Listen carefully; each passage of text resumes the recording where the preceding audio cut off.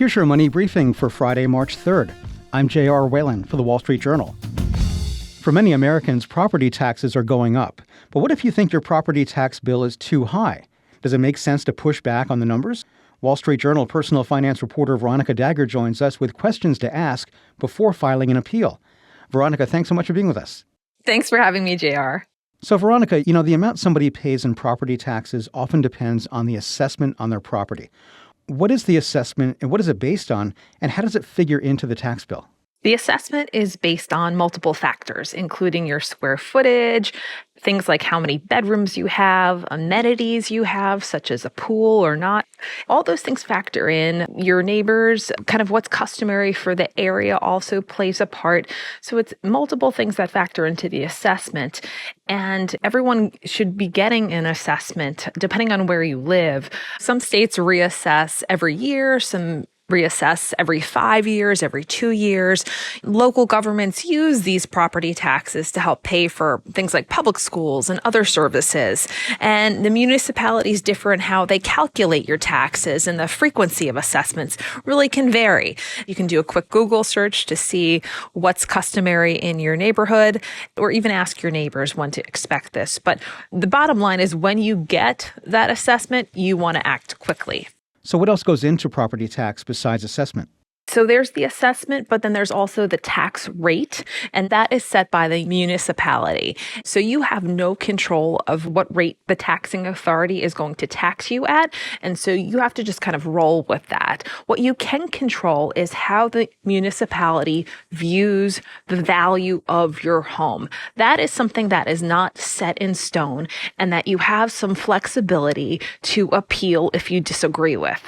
Now, I want to get to the appeals process in a moment, but what's the first thing that a homeowner should do when they get their assessment in the mail?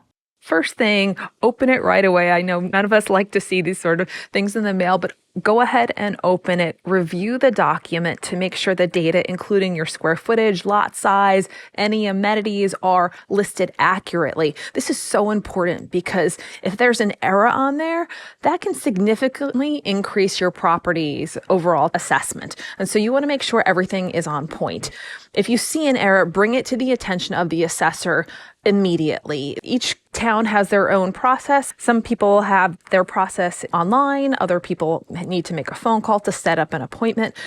The point is, as soon as you get the assessment, you want to act because you may have, depending on where you live, 30 to 90 days to appeal that assessment. If you don't appeal the assessment before you get the actual property tax bill, you're out of luck for that year.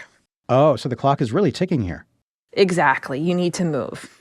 And so what happens if you disagree with the data in your property assessment? So you might want to hire an independent assessor to do their own valuation of your property. That's probably the most advised way to handle this. So first you want to decide, do I want to appeal because I disagree? Then you want to say, do I want to handle this appeal myself and spend the time and money to do that? Or do I want to hire someone else to handle that? And that independent person is an independent assessor, and they are going to review your documents, take a look at your property to see if it should be, in fact, valued lower than the assessed value. If the independent assessments show your property value is lower than the assessed value, you or they need to request a meeting with the local tax assessor and ask for your property to be reassessed, reevaluated. So this is the appeals process technically. Now, on some occasions, an assessor might actually come to your home. How should you prepare for that? So you want to be ready when they're there. You definitely want to be in the house to give them a tour.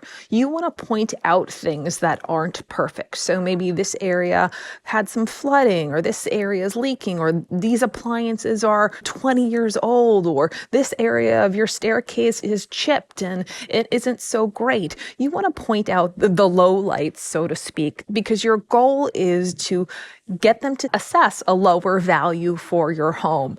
On the flip side, you don't want to make any major improvements. Don't go buy and install that Viking fridge days before they're coming. Don't go doing this beautiful landscaping project in the front of your house before they come. Save it. Wait for them to make their assessment and then make your changes. That's really the best way to do it. Now, you mentioned there are some cases where the data on your assessment could be incorrect. But in what scenarios should a homeowner not appeal an assessment? So it's possible that appealing your assessment could result in you getting a higher property tax bill. So you don't want to appeal if that could be the case. If you're going to appeal, it's no guarantee you're going to get a lower bill. And so get a sense of how you compare to your neighbors. If you are paying $50 more, for example, in property taxes than your neighbors, it's probably not going to be worth your time and money to appeal this bill. You actually may end up annoying the assessor, and they may say, hey, you should actually be paying more. So make sure it's, like $1,000 or even more than that before you spend the time and money and potential headache of appealing. When you do meet with the assessor, do not mention taxes. Now that sounds so funny, right? We're talking about property taxes, but don't mention taxes because as we mentioned before, he or she and you cannot make a difference in your tax rate, which is factored into your property taxes. So by complaining about your taxes, the real issue of the incorrect valuation of your property is lost. So really focus on what's the value of my house and why should it be different than you think it is. All right, so if you don't appeal, what are some other ways to save money on homeowner expenses, which have been rising substantially in recent years? Some of these expenses have gone up. So you want to explore tax relief programs. And there's programs that vary in type and availability depending on the state and county where you live. Some jurisdictions such as Fairfax County, Virginia, or Travis County, Texas, they provide relief for military or disabled veterans or their spouses. There are several programs for senior citizens that you want to check out.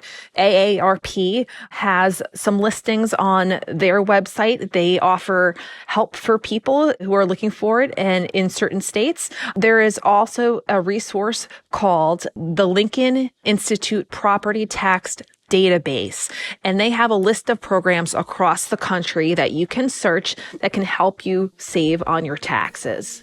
All right, that's Wall Street Journal personal finance reporter Veronica Dagher. Veronica, thanks for being with us. Thanks for having me, JR. And that's it for your Money Briefing this week. Your Money Briefing's producer is Mohsen Ali. Our supervising producer is Melanie Roy, and our executive producer is Chris Zinsley. I'm your host, J.R. Whalen. Thanks for listening, and have a great weekend.